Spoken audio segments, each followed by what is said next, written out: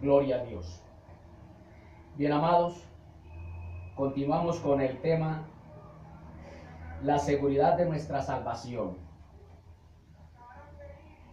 Y tomamos ahí la palabra en la carta a los Gálatas, capítulo 3, versículo 3. Mire lo que dice estas dos versiones que quiero que tengamos muy en cuenta. Dice esta versión: tan necios sois, habiendo comenzado por el Espíritu, ahora os perfeccionáis por la carne. Gálatas 3:3. Y dice esta versión: tan torpes son,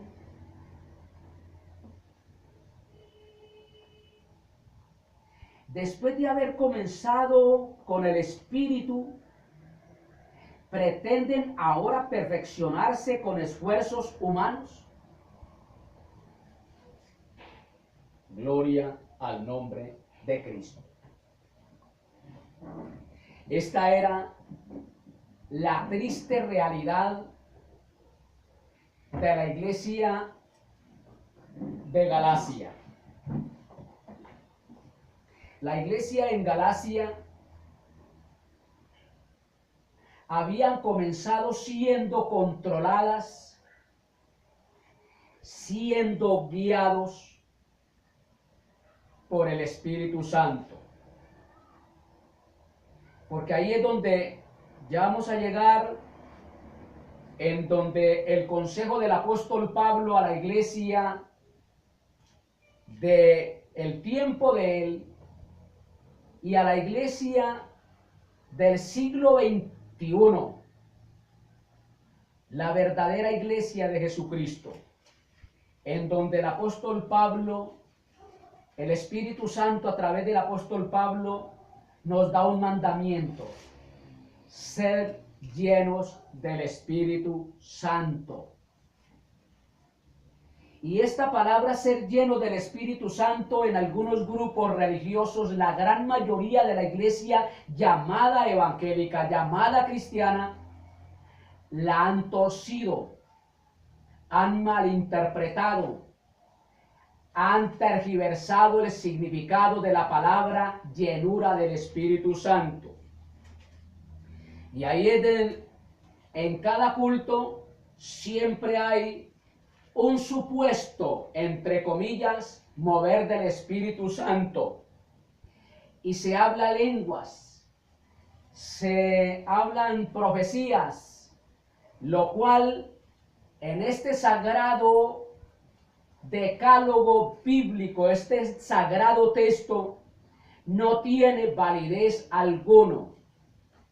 Estos moveres del Espíritu Santo son totalmente blasfemia contra el mismo Espíritu Santo, porque la palabra llenura del Espíritu Santo no tiene nada que ver con pasar aquí adelante a los que quieran recibir al Espíritu Santo después de esa persona, hombre o mujer, un día haber recibido a Cristo de corazón. No tiene nada que ver esa llenura del Espíritu Santo como lo hacen en estos grupos religiosos. Por eso he sido muy pausado y he sido muy paciente en explicar con redundancias este tema acerca de creciendo en el conocimiento de la palabra de Dios. Y aquí, en el crecimiento del conocimiento de la palabra de Dios, nos encontramos con la seguridad de nuestra salvación. Y luego de la seguridad de nuestra salvación viene lo que es la llenura del Espíritu Santo, porque triste y lamentablemente en muchos grupos religiosos dicen que la salvación para el verdadero cristiano se puede perder, y eso es totalmente error antibíblico, porque el que haya sido salvo desde ahora, su nombre haya sido escrito en el libro de la vida, nunca pierde la salvación. Entonces, ¿qué sucede con los que se escarrían? Pues ahí estamos tratando con este tema acerca de la salvación, la seguridad de nuestra salvación, para entender que la salvación no se pierde y qué es lo que sucede entonces con los escarriados. Alabado sea el nombre del Señor. Entonces aquí llega y dice que estos cristianos de la iglesia de Galacia eran muy torpes. En esta versión dice, tan torpes son. Aquí dice necios. Y la palabra necio tiene que ver con insensatez. Y la palabra insensatez es estupidez. Es ser muy estúpido, muy tonto, uno haber comenzado siendo guiado por el Espíritu Santo y luego ser santificado con la carne. Alabado sea el nombre del Señor. Eso es ser tonto, estúpido. Alabado sea el nombre del Señor. Entonces, según Gálatas 3:3, uno no puede comenzar en el Espíritu, o sea, siendo guiados por el Espíritu Santo y luego ser santificados, perfeccionados en la carne. Esta carne, este cuerpo de muerte, a nadie perfecciona, a nadie santifica, pues esta carne no quiere sino mundo. Esta carne no quiere sino francachelas, paseos, comodidades, lujos, etcétera, etcétera. No quiere nada de lo de Dios. Entonces, según Gálatas 3:3, uno no puede comenzar en el Espíritu, o sea, siendo guiado por el Espíritu Santo, y luego ser santificados en la carne, consagrar nuestras vidas a la carne. Eso es ser demasiado tonto. Es de tontos el intentar tal cosa. Bueno, yo ya no quiero más, Espíritu Santo, que tú gobiernes mi vida, que tú dirijas mi vida. Yo a partir de este momento voy a hacer que mi carne me santifique. Eso es totalmente una cosa de tontos. Amén. Y aquí es donde viene la actitud del cristiano.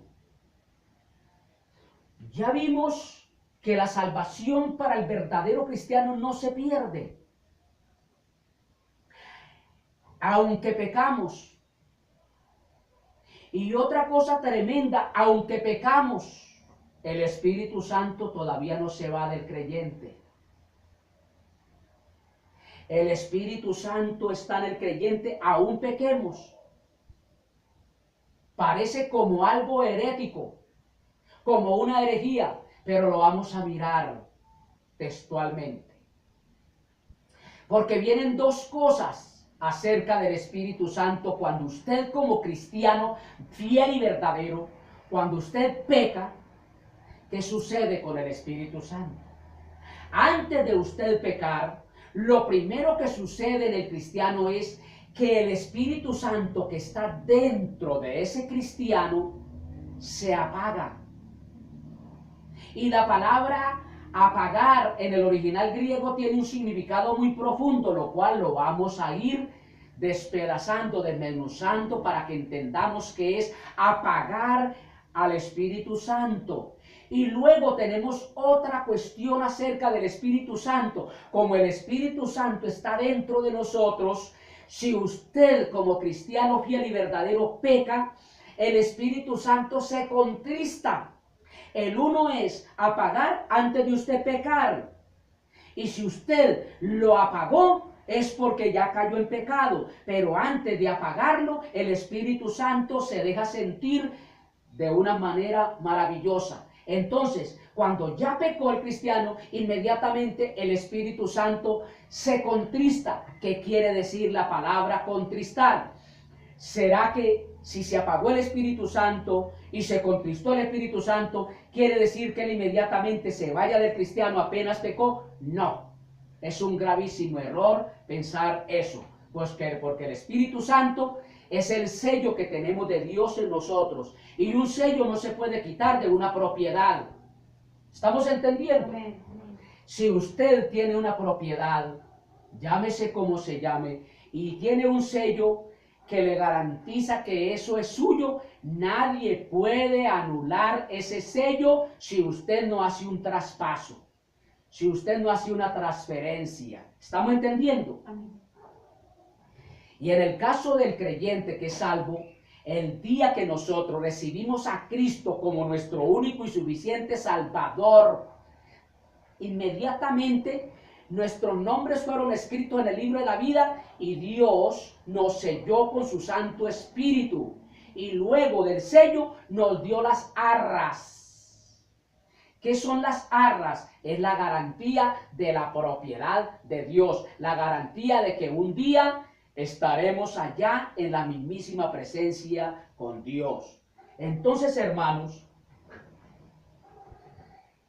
después de nosotros ya pasar esa etapa de la salvación y dejar morir los deseos de la carne, no ser guiados por la carne, sino ser guiados por el Espíritu Santo, el consejo que hay del apóstol, el escritor a los hebreos, que para mí es el apóstol Pablo, respetando el concepto de los demás predicadores o teólogos, para mí el escritor de los hebreos es Pablo. Entonces, el mandamiento que nos da el Espíritu Santo a través del apóstol Pablo o el escritor a los hebreos, aquí en Hebreos 12:2, es poner los ojos en Jesús.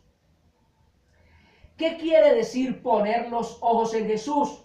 La gran mayoría dicen que poner los ojos en Jesús es tener la confianza totalmente puesta en Él.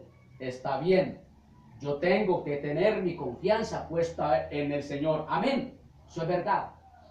Pero la palabra puesto los ojos en Jesús tiene un trasfondo o un significado más profundo que eso. ¿Qué significa puesto los ojos en Jesús? Usted y yo, como cristianos fieles y verdaderos, como los que ya tenemos nuestra salvación segura y nadie nos la quita, según Romanos capítulo 8, verso 30 en adelante, hasta acabarse ese capítulo, que es en el versículo 39, ahí dice de que no hay poder, ningún poder, que nos pueda hacer perder nuestra salvación. Amén. Entonces,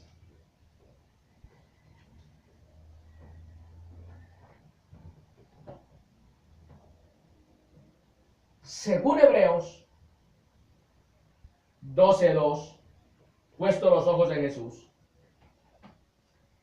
Ojo a esto. Como el Espíritu Santo mora en nosotros, porque el Espíritu Santo mora en usted y en mí, ¿sí o no, hermano? Mora ahí. Por eso el cristiano, hermanos, tiene que tener mucho cuidado.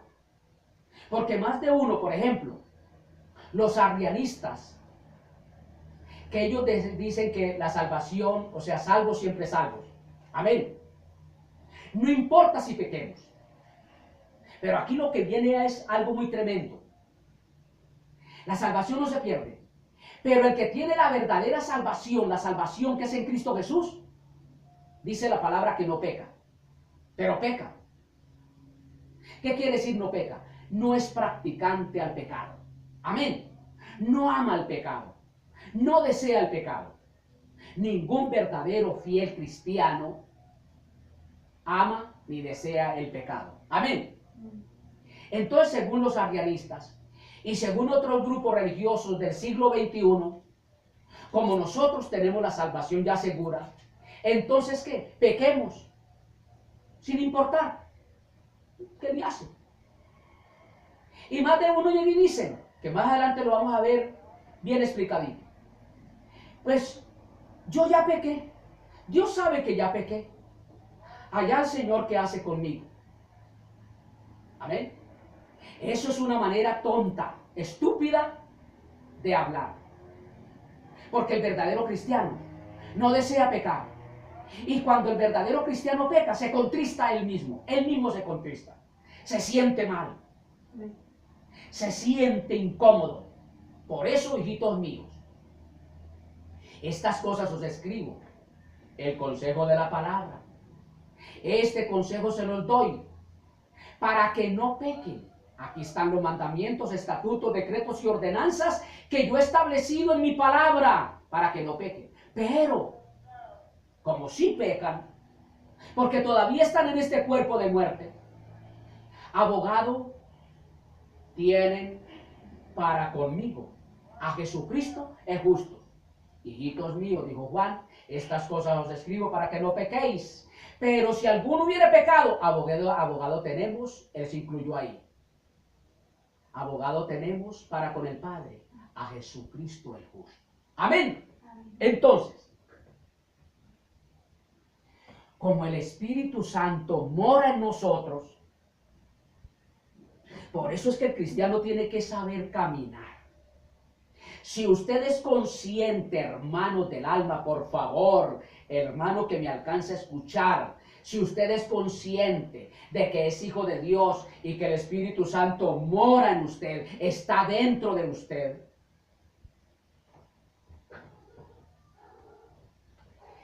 constantemente el Espíritu Santo nos llevará, o sea, llevará nuestra atención lejos de nosotros mismos. Hermano, hace el Espíritu Santo que apartemos nuestra vista de nosotros mismos. Es que yo soy débil, yo caigo fácil, yo puedo fallar. Entonces el Espíritu Santo, como mora dentro de nosotros, nos lleva, oiga, constantemente llevará nuestra atención lejos de nosotros mismos o de cualquier otra cosa. Inmediatamente el Espíritu Santo hace que nosotros no nos fijemos en nosotros mismos ni en nadie más. En nadie más. Sino que nos hará concentrarnos en Cristo. Aquí es donde está lo más importante de Hebreos 12:2. Como el Espíritu Santo mora en nosotros, inmediatamente el Espíritu Santo hace que nosotros apartemos nuestra vista de nosotros mismos, nos consideremos, nos concienticemos, o sea, nos mimemos, nos consolemos nosotros mismos, y si pequé, Dios sabe. Entonces, Él hará que nosotros perdamos toda atención en nosotros mismos o en otras cosas. Y nos lleva a que prestemos atenciones en Cristo, a que nos concentremos en Cristo. Amén. Nos hará concentrarnos en Cristo. Entonces, mire lo que significa la palabra puesto los ojos en Jesús. El cristiano tiene que mirar a Cristo. ¿Y qué es mirar a Cristo? ¿Cómo anduvo Cristo? Si yo soy salvo y no pierdo mi salvación, no me puedo dar el lujo de andar de cualquier manera, sino de mirar a Cristo, de cómo Él anduvo. ¿Y cómo anduvo Cristo? En obediencia al Padre. ¿Estamos entendiendo? Entonces, como Él anduvo en obediencia al Padre, Él no tenía pecado. Él no tenía de qué acusársele. Mas, sin embargo, nosotros sí tenemos de qué acusársenos. Nuestra propia conciencia nos acusa constantemente, ¿sí o no? Mas, sin embargo, el Señor no. Sin embargo, el Señor Jesús se mantuvo obediente al Padre. Entonces nosotros que tenemos nuestra salvación ya segura, al no permitirnos darnos el lujo a pecar a diestra y siniestra, porque como yo ya soy salvo, entonces no pierdo mi salvación, entonces el Señor sabrá qué va a hacer si yo me muero en adulterio o en robo, etcétera, etcétera. Él sabrá qué va a hacer para poderme limpiar esa inmundicia y entrar al cielo. Cuando allá, según Apocalipsis 21:8, no entrará ninguna cosa que haga abominación y mentira. Nada sucio entrará allá. Entonces, hermano, nosotros, como verdaderos cristianos, el Espíritu Santo nos lleva a que coloquemos nuestra vista, nos concentremos en Cristo, nos fijemos en Él, de cómo Él anduvo. Amén. Siempre mirar a Cristo, de cómo Él anduvo. Por eso el apóstol Pablo se atrevió a decir hablándole a una de las iglesias, se atrevió a decir: sed imitadores de mí. ¿Por qué se atrevió el apóstol Pablo a decir que seamos nosotros imitadores de él? Porque él dijo: sed imitadores de mí como yo de Cristo. Porque él imitaba a Cristo, él vivía conforme a Cristo, él vivió en obediencia, siguiendo las pisadas de Cristo. Amén. Ahí es donde viene la analogía, que vuelvo y la repito en este tema, creciendo en el conocimiento, y luego aquí, la seguridad de nuestra salvación. Iba el Padre y el Hijo por el campo, y por un lugar donde tenían que transitar, había tierra movediza, había un lugar bastante peligroso para pasar.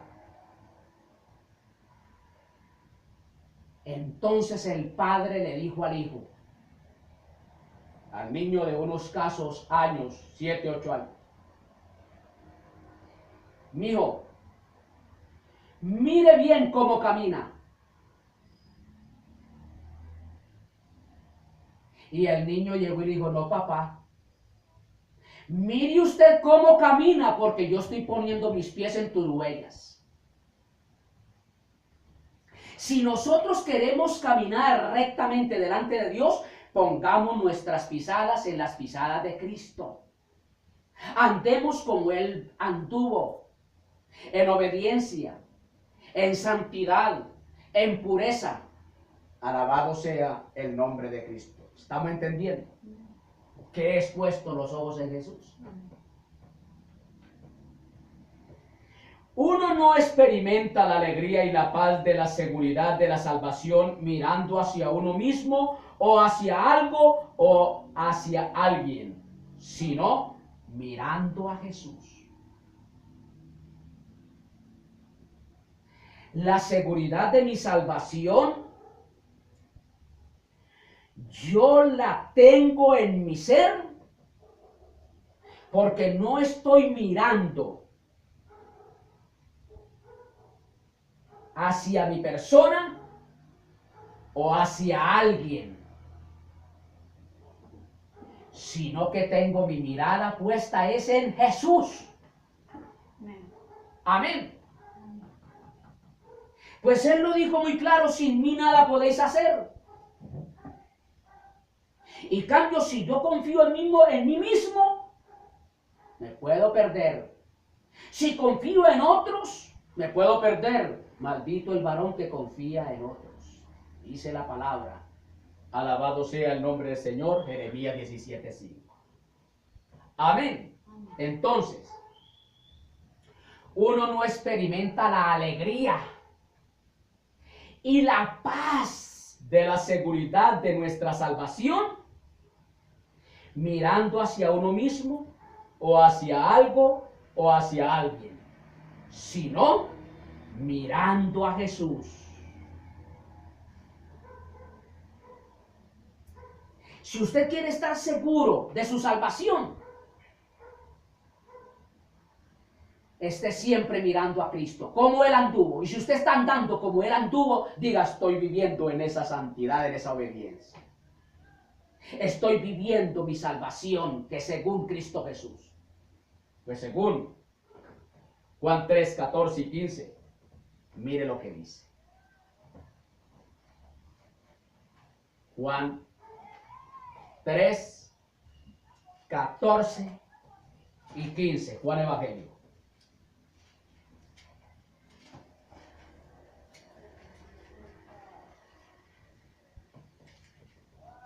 Quiero leer en estas dos versiones.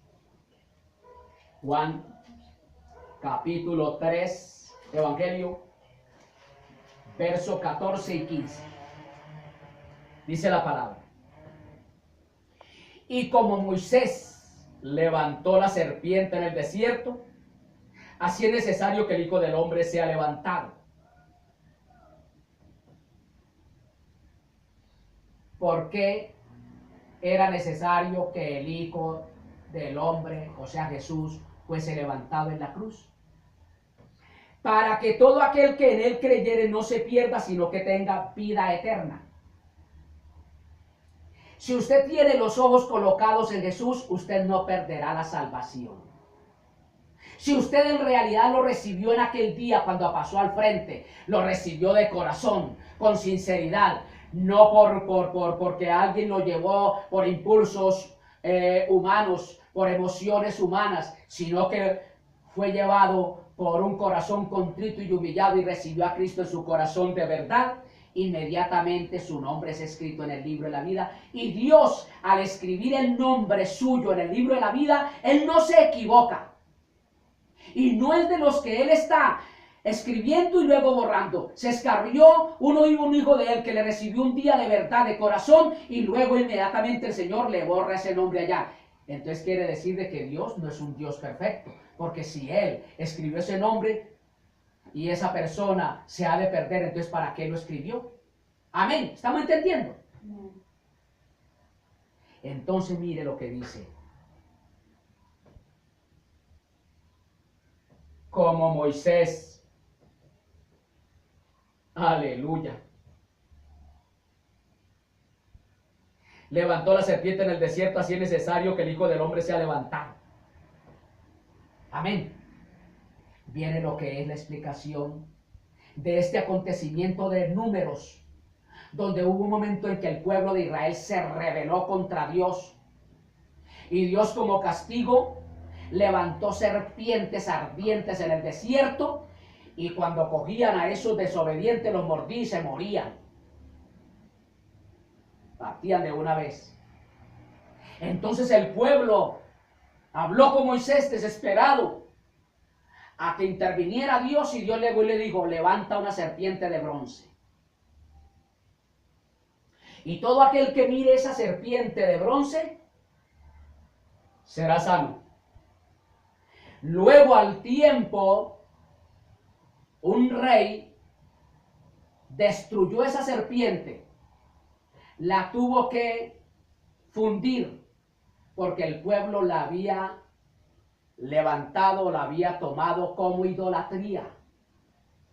Habían malinterpretado la orden. El que había dado la orden que hiciera esa serpiente fue Dios. Y el que dio la orden de que levantara esa serpiente en una estaca era Dios. Y el que dijo que el que mirara esa serpiente era Dios. Por lo tanto, había que obedecerle era a Dios. Creer de que Dios había hecho eso para sanar al pueblo, para obediencia. Ellos tenían era que obedecer, pero no confiar en esa estatua, en esa serpiente, sino obedecerle a Dios. Eso representa o simboliza la obediencia a Dios. Y ellos la tergiversaron, la tomaron como ídolo, que luego fue destruida. Luego explicaremos esa parte bien en forma. Según Números 21 del 4 al 9. Alabado sea el nombre de Cristo. Bien. Vamos a tomar esa parte, pero aquí quiero leer en esta versión.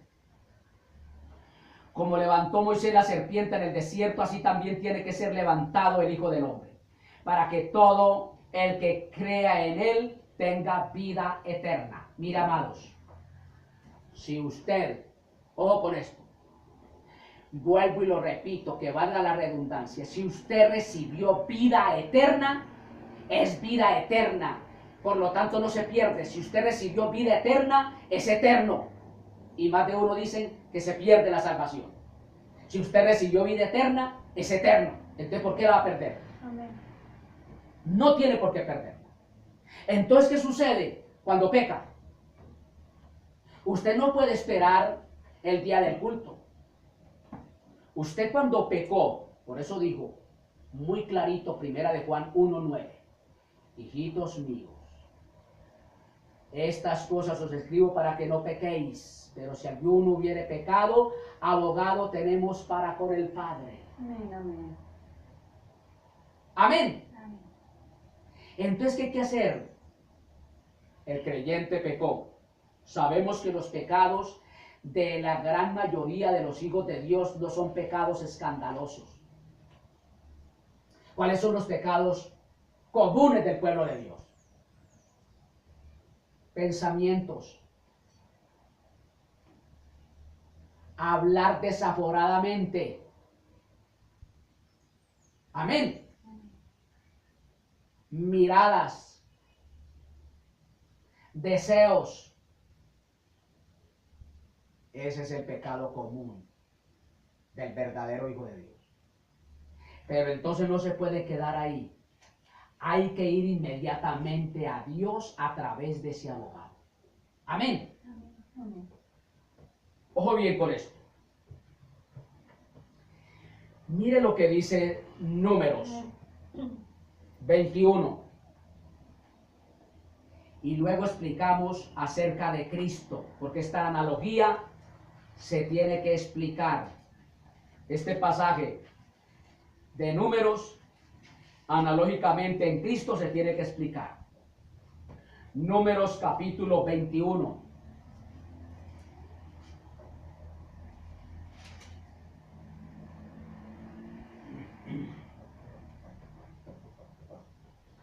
Verso 4 al 9.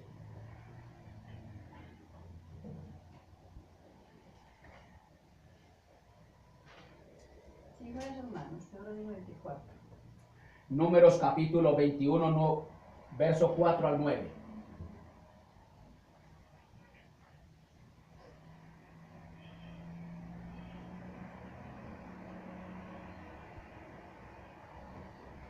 Y partieron del monte de Or, camino del mar Bermejo o Rojo, para rodear la tierra de Edom. Y se abatió el ánimo del pueblo por el camino. O sea, se desanimó el pueblo. Y habló el pueblo contra Dios y Moisés. ¿Por qué nos hiciste subir de Egipto para que muramos en este desierto? Que ni hay pan ni agua, y nuestra alma tiene fastidio de este pan tan liviano. Y el Señor envió entre el pueblo serpientes ardientes que mordían al pueblo, y murió mucho pueblo de Israel. Entonces el pueblo vino a Moisés y dijeron: hemos pecado por haber hablado contra el Señor y contra ti. Ruega al Señor que quite de nosotros estas serpientes. Y Moisés oró por el pueblo. Y el Señor dijo a Moisés: hazte una serpiente ardiente y ponla sobre la bandera, y será que cualquiera que fuere mordido y mirare a ella vivirá. Y Moisés hizo una serpiente de metal y la puso sobre la bandera, y fue que cuando alguna serpiente mordía a alguno, miraba a la serpiente de metal y vivía. Amén. Ojo con esto.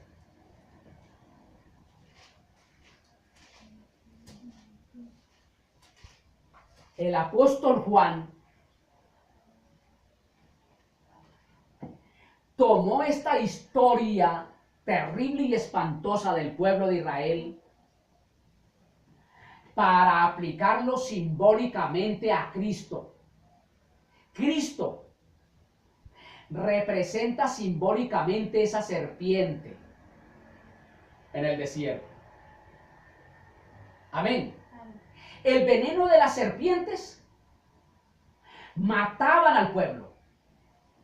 Y el veneno de la serpiente llamado Satanás nos mató a los seres humanos. Amén. Entonces, para que nosotros no muramos eternamente, tenemos que mirar a Cristo, que es el símbolo de esta serpiente. Este símbolo representa a Cristo que fue crucificado.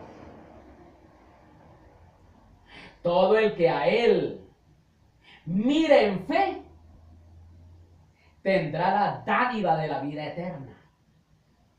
Por eso dice el versículo 15 del Evangelio de Juan 1.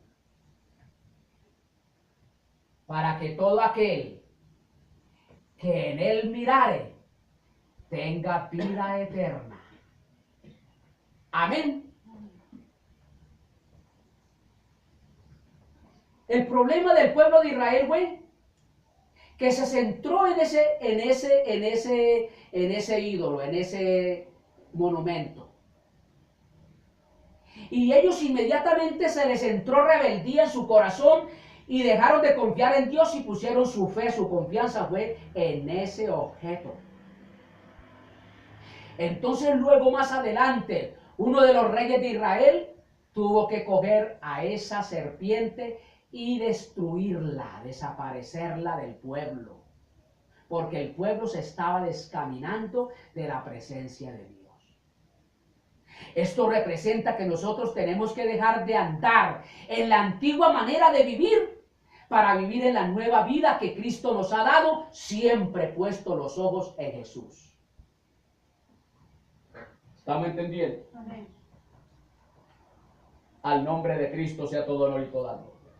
Por tanto, si tenemos al Espíritu Santo, tenemos quien nos ayude, porque su tarea es mantenernos con la mirada puesta en Jesucristo. La tarea del Espíritu Santo por la cual Él mora en nosotros es mantenernos nuestra mirada puesta en Jesucristo. No puesta en nadie más.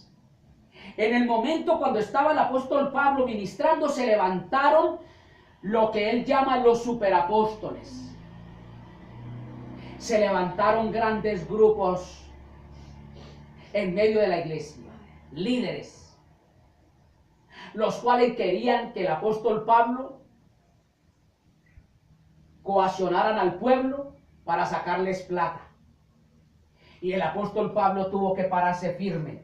Y a esos llamados líderes, que él los llama superapóstoles, los tuvo que reprender. Emineo, Feleto y Alejandro. 3 predicadores grandes que él mismo los doctrinó y luego se dañaron. Por eso el consejo es puesto los ojos en Jesús. Porque no falta en la congregación quien se dañe, y si usted tiene la mira puesta en ese hombre, en esa persona, se puede desubicar. Amén. Alabado sea el nombre de Cristo. Entonces, si tenemos al Espíritu Santo, tenemos quien nos ayude, porque la tarea o su tarea es mantenernos con la mirada puesta en Jesucristo. Siempre el Espíritu Santo. Por eso, hermano, en uno no hay deseo, hermano, de descarrío, en uno no hay deseo de pecar, en uno no hay deseo, hermano, de arrinconarse, sino que siempre el deseo es de seguir las pisadas de Cristo. Alabado sea el nombre de Jesús. Amén. Amén. Al morar el Espíritu Santo en nosotros, Él da testimonio a nuestro espíritu de que somos salvos. Más de un cristiano, y más que todo en las congregaciones donde no hay doctrina, están confundidos acerca de la salvación. Por eso más de uno se congregan, porque de pronto si no se congregan viene Cristo y se queda. Ofrendan, porque si de pronto viene Cristo y los encuentra sin ofrendar, se pueden perder, se pueden quedar. Oran, ayunan, vigilan, porque si no hacen eso y viene Cristo, se pueden quedar. Déjeme decirle una cosa, hermanos, con todo el corazón. Hay que ayunar, hay que orar, hay que congregarnos, hay que ofrendar, hay que hacer la obra, pero no para asegurar nuestra salvación, sino porque ya tenemos nuestra salvación segura. Entonces, ¿para qué hacemos todo esto? Porque si nosotros oramos, nos congregamos, ofrendamos, hacemos la obra, o ayunamos, etcétera, etcétera, para ayudar a nuestra salvación, entonces la salvación sería por obras. Y la salvación, según Efesios 2, 8 y 9, no es por obras, sino que es un regalo de Dios. Entonces, ¿para qué oramos? ¿Para qué nos congregamos? ¿Para qué ayunamos? ¿Para qué vigilamos? ¿Para qué ofrendamos? ¿Para qué hacemos la obra? Para mantenernos en santidad, para crecer en la santidad, en la pureza. ¿Estamos entendiendo? Si yo dejo de congregarme, mengua mi santidad. Amén. Si yo dejo de orar, de seguro que me vagabundeo. Pierdo santidad. Ojo con eso, hermanos. Entonces, hermano, al Espíritu Santo morar en nosotros, Él da testimonio a nuestro espíritu de que somos salvos. Entonces están esos hermanos que no saben si son salvos. Por eso cada que hacen culto en estas iglesias, pase el hermano aquí que que hay que orar por él porque está desanimado y está en pecado. Pasan la multitud y siempre pasa lo mismo y siempre pasa lo mismo. Y pasan, hermano, y vienen en carrera, hermano. Amén. Los que necesitan que el Espíritu Santo trate con ellos, pasen acá y pasan esas multitudes. No hay seguridad de la salvación porque no hay una buena enseñanza. Pero mire lo que dice Romanos capítulo 8, verso 16. Si usted tiene el Espíritu Santo, Él le da testimonio a su vida de que usted es de Dios. Y si usted es de Dios es porque es salvo. Romanos 8, 16. Aquí está la seguridad de nuestra salvación. Si usted todavía no es seguro de la salvación, pídale al Espíritu Santo que le dé testimonio a su espíritu de que eres salvo, porque tiene que hacerlo. Romanos 8, 16.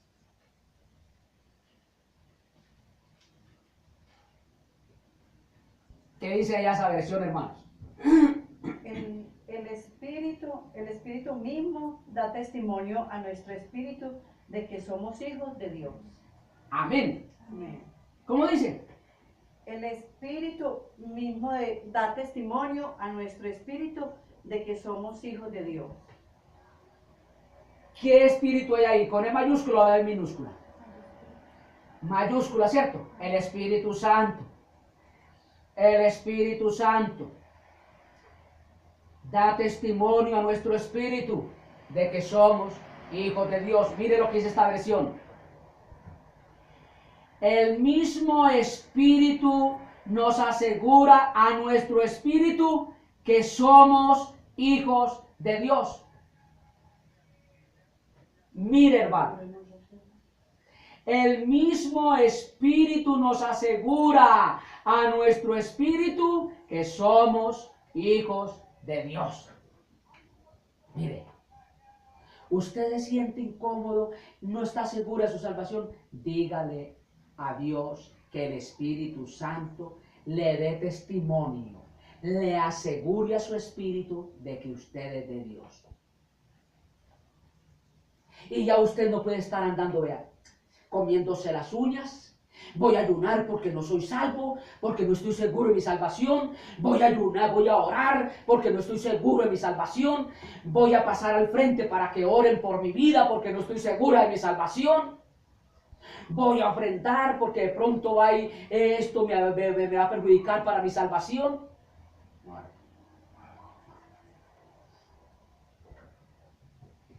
El Espíritu mismo da testimonio a nuestro espíritu de que somos hijos de Dios, de que somos salvos.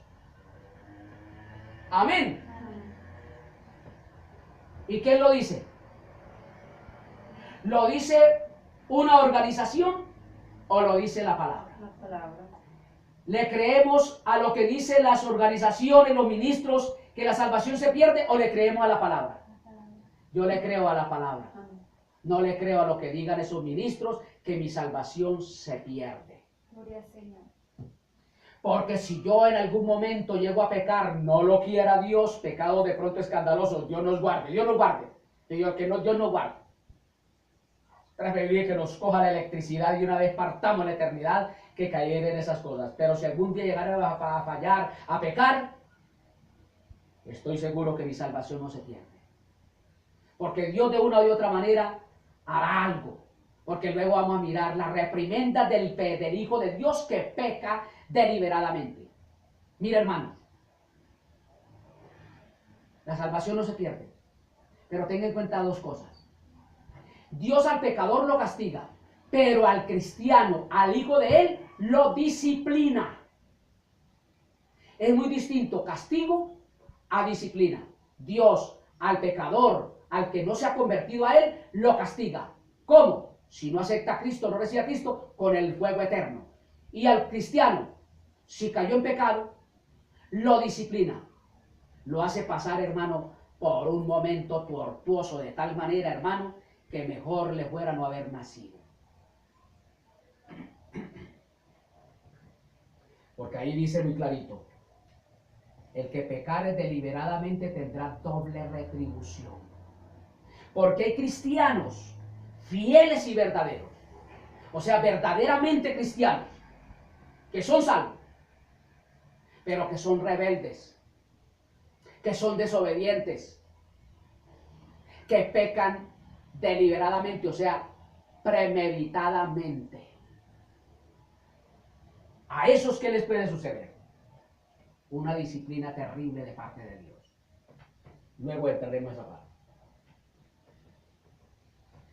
Ojo con estos hermanos. Amén. Ojo con esto, hermanos. El proceso de nuestra salvación comenzó en la eternidad pasada, cuando Dios nos conoció y nos predestinó. Dios no se equivoca con relación a la salvación, hermano.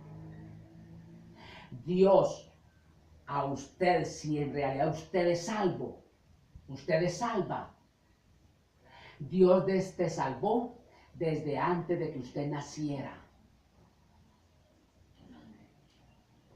¿Sabía eso? Antes de usted nacer, ya Dios sabía si usted iba a ser su hijo o su hija. Él, desde antes de hacer todo esto, nos conoció. ¿Qué quiere decir la palabra conoció? Él de antemano, por su presciencia, conoce quién ha de recibir a Cristo de verdad y quién no. Y aquel que recibe a Cristo de verdad, su nombre inmediatamente es escrito en el libro de la vida. Y nadie podrá borrar ese nombre de ese libro, porque Él te conoce. Pero también te conoce que usted pasó de pronto por un no dejar, por un impulso, por una emoción, por un no sé qué dirán. Entonces su nombre no está escrito allá. Aquí de pronto, en el libro de la iglesia, puede pertenecer usted, ahí está su nombre, fulano de tal, como miembro de la iglesia tal. Pero en el libro de la vida no está, porque Dios te conoce. Dios me conoce. Entonces, como Él nos conoció desde antes de la fundación del mundo y luego nos predestinó, nos llevó para que seamos su pueblo, Él no se equivoca. Romanos 8:29.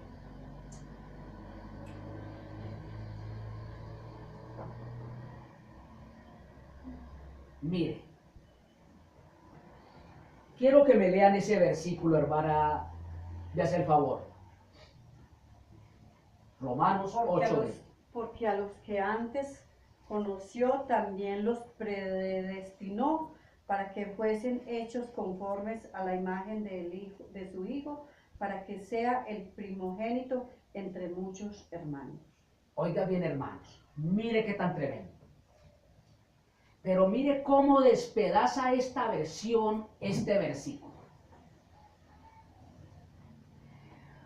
Porque a los que Dios conoció de antemano, mire hermana, mire hermanos, Dios de antemano conoce quién ha de recibir ese regalo, quién ha de recibir esa salvación tan grande de antemano, hermanos, no nos equivoquemos.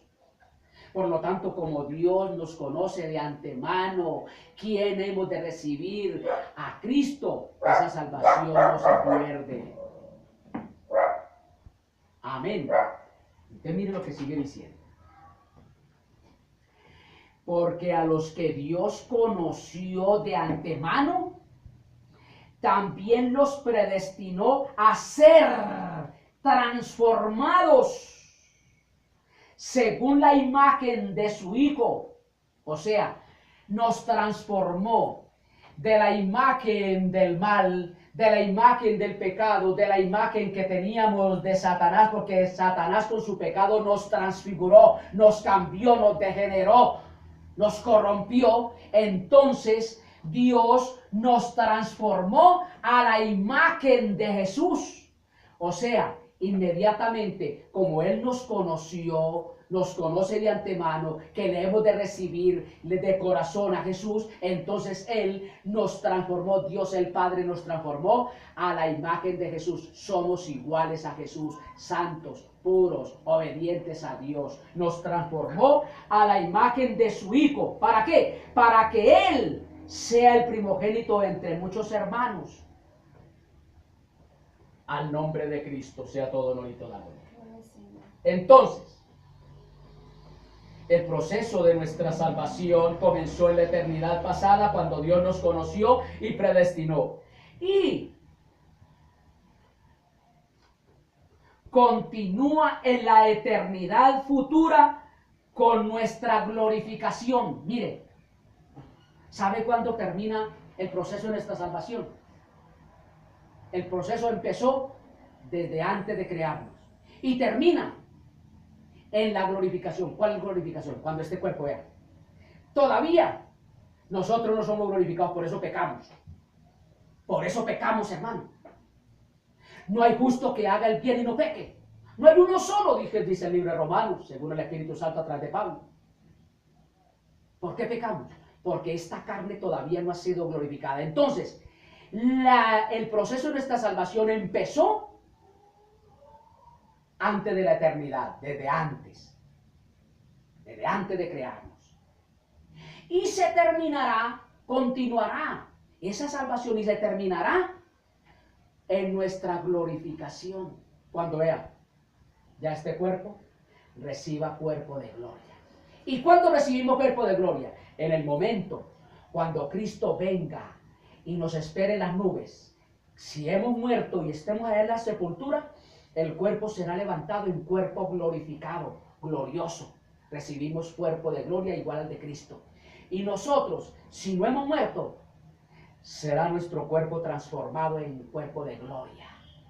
¿Por qué tenemos que ser glorificados? Para deshacer por completo el pecado de la naturaleza humana. Para entrar a la perfecta perfección ante Dios, porque no podremos ir a la presencia de Dios sin ser perfectos, intachables, íntegramente, totalmente. Entonces, en el momento de nuestra resurrección, seremos levantados y ahí seremos glorificados. Se eliminará el pecado, ya no nos tocará más el pecado. Si nosotros somos raptados, seremos glorificados, recibimos cuerpo de gloria. Entonces, terminará ese proceso de nuestra salvación con la glorificación de nuestro cuerpo. Romanos 8:30. ¿Qué dice, hermana? Y a los que predestinó, a estos también llamó. Y a los que llamó, a estos también justificó. Y a los que justificó, a estos también glorificó. Aquí viene lo que es predestinar, llamar, justificar y luego glorificar. Termina toda nuestra faena aquí en la tierra con la glorificación de nuestro cuerpo. Ya si recibimos cuerpos glorificados, podemos pasar muros, porque vamos a venir allá, hermano, aquí a reinar con Cristo en los 1000 años. Podemos pasar muros, no nos detendrán, porque es cuerpo glorificado. Amén. Alabado sea el nombre, Señor. Ya no nos hará daño el pecado. Amén. Aquí, ojo con esto, Esta palabra glorificó en Romanos 8:30 está en tiempo pretérito presente. Dios, mire hermano, presta atención. No hemos recibido cuerpo glorioso, ¿sí? Pero ya desde aquí el Señor ya nos glorificó.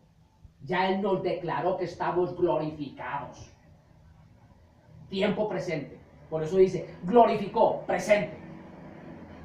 No glorificará. Está en presente. Desde ya Dios, para Él, nosotros estamos glorificados. Amén. Estamos en cuerpo de gloria. Porque así Él nos ve. Pues Él nos ha sentado ¿en dónde? En lugares celestiales junto a Cristo. Y todavía no estamos allá. ¿Sí o no? En este momento Dios nos ha sentado a la diestra de Dios allá en las alturas. Y estamos todavía aquí. Pero para Él estamos ya sentados allá. O sea, ya nos ha coronado de gloria.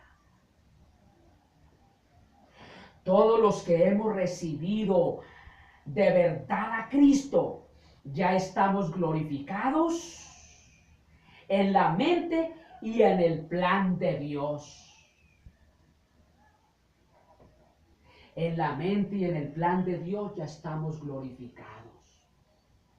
Por lo tanto, hermana, si a usted alguien le pregunta, ¿usted es salva? Usted no titubee, si soy salvo. Entonces, ¿por qué peca? Porque un día lo escuchamos que usted dijo una mentira, un día usted se enojó, un día usted miró mal, usted un día deseó, usted un día...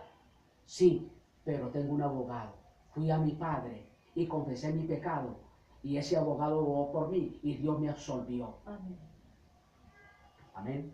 Entonces, todos los que hemos recibido de verdad a Cristo, ya estamos glorificados en la mente y en el plan de Dios.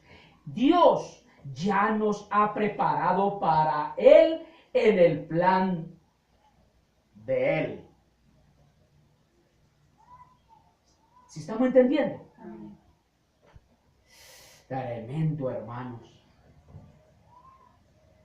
Él ya nos ha preparado para el cielo. Somos su pertenencia.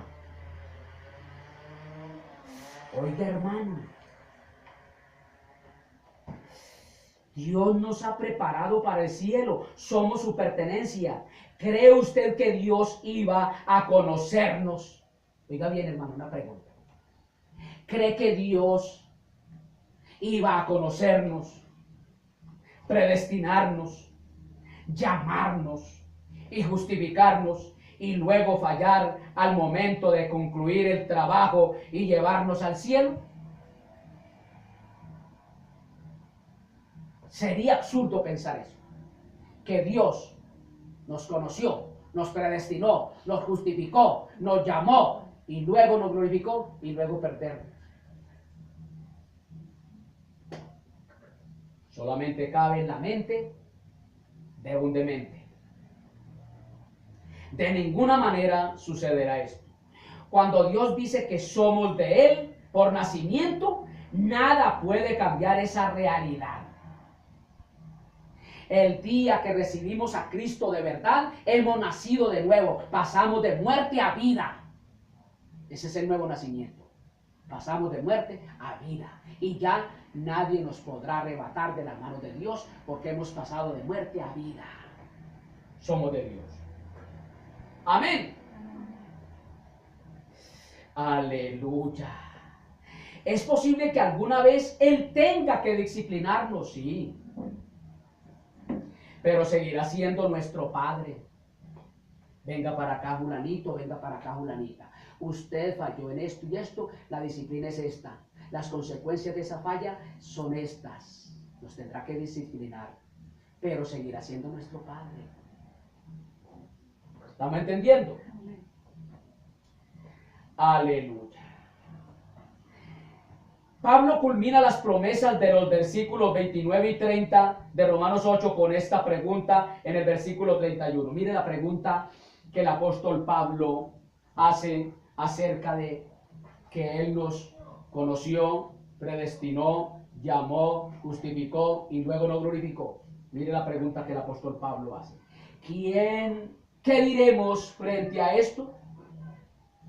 Si Dios está de nuestra parte, ¿quién puede estar en contra nuestra? Mire, porque dice, si Dios está de nuestra parte, ¿podrá alguien estar en contra nuestra?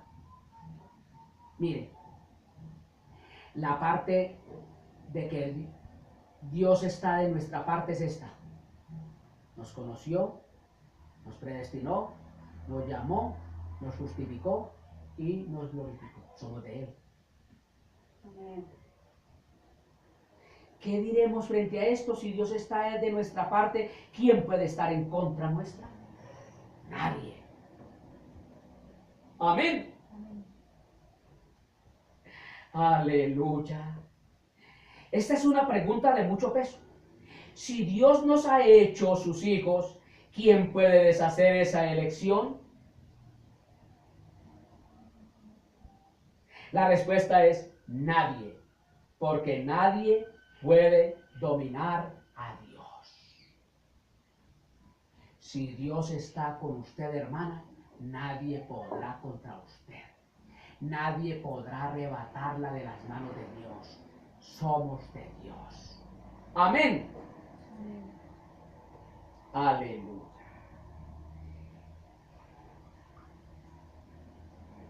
Si Dios el Padre no escatimó a su propio Hijo Jesús, sino que lo entregó por todos nosotros, según Romanos 8:32, entonces no es exagerado el que nos haya dado seguridad eterna como parte de nuestra salvación.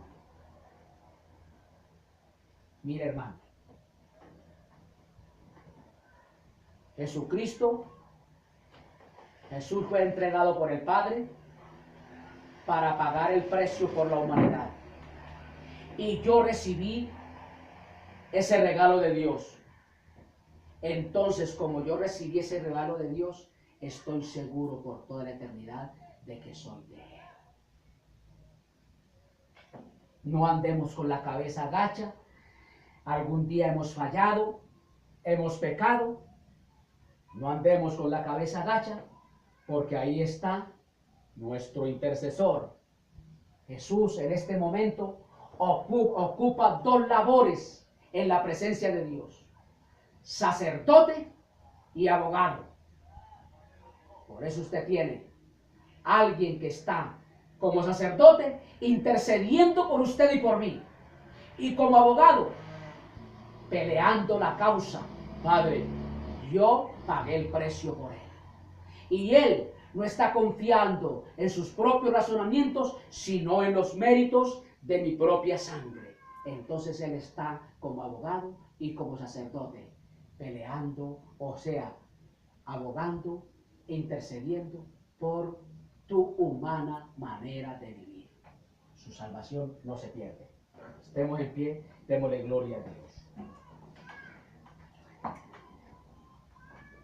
Amén.